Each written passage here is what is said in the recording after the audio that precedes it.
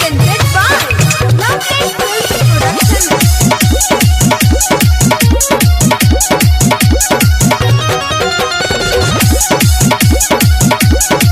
Music by Gaurav Roshan.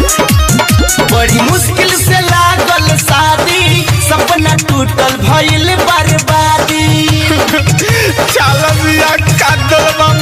बड़ी मुश्किल से लागल शादी, सपना टूटल भइल बर्बादी। लागे ससुराई जिए नादी, हमर छिनल है बाटे आजादी।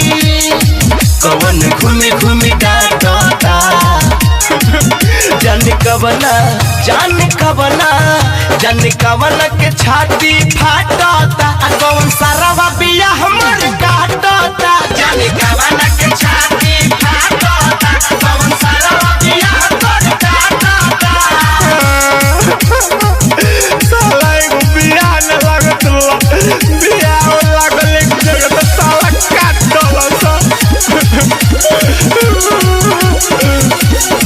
पहिले साची हो ए मोर चाची हो, मिला करला दहेज में या पाची हो। माथा बा गरम हो कैलस तू गरम हो, मिली वो साला तो जान से न बाची हो। साला एजेंसी से लौट गई। लगत माथा पर महुरी चाची, अब नहीं चढ़ी। हो गइल बट टेंशन का कहीं, लगे बन के पड़ी जड़ी। माथा ससुर जी के चाटता, जान कवना के छाती फाटता। कौन सारा बिया हमर काटता, जान कवना के छाती फाटता। कौन सारा बिया हमर काटता। Presented by Lovely Films Production. Music by Gaurav Roshan. कितना अइले सम भर पेट खइले सम, घर से बताए हम कही के गइले सम। पूछ के हमर हो ले के नंबर हो, आज ले ससुराबू फनवो ना कहिले सम।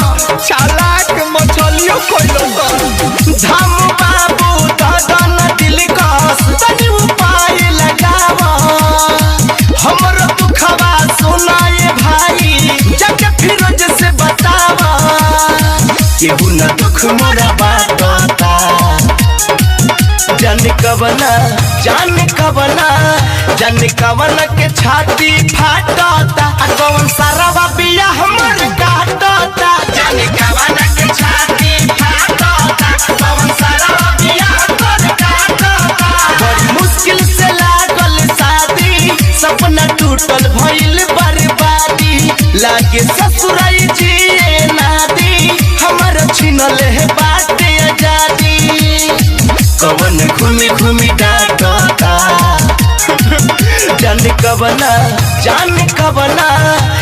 कवना के छाती फाटता।